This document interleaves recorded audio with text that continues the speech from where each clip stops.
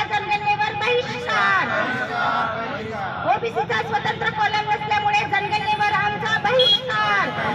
जातीनिहाय जनगणना झालीच पाहिजे. लढा आमच्या हक्काचा. परिषद जनगणनेसंदर्भात आहे आणि जनगणनेमध्ये ओबीसीचा स्वतंत्र कॉलम नाही म्हणून हा बहिष्काराची भूमिका आम्ही घेतलेली आहे.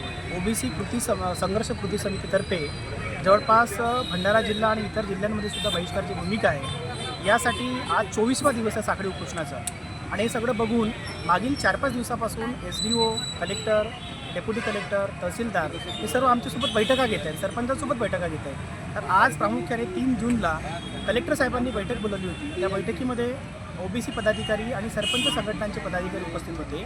त्या बैठकीमध्ये कलेक्टरांनी सांगितलं, जिल्हाधिकाऱ्यांनी सांगितलं की भंडारा जिल्ह्यामध्ये अत्यल्प प्रमाण आहे जनगणनेचा आणि बहिष्काराची भूमिका मोठ्या प्रमाणात आहे. तर ती भूमिका तुम्ही मागे घ्या.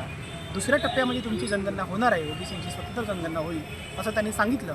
परंतु ओबीसी पदाधिकाऱ्यांना इतिहास माहिती आहे सरकारचा आणि जनगणनेचा इतिहाससुद्धा माहिती आहे. तर जनगणना होणार नाही असंच आम्हाला वाटतं आणि ओबीसीचा स्वतंत्र कॉलम आल्याशिवाय आम्ही बहिष्काराची भूमिका मागे घेणार नाही हे आम्ही कलेक्टरांना सांगितलं. तर आजची जी बैठक आहे ती निष्फळ ठरली आणि आजच्या बैठकीत कुठलाही निर्णय झालेला नाही.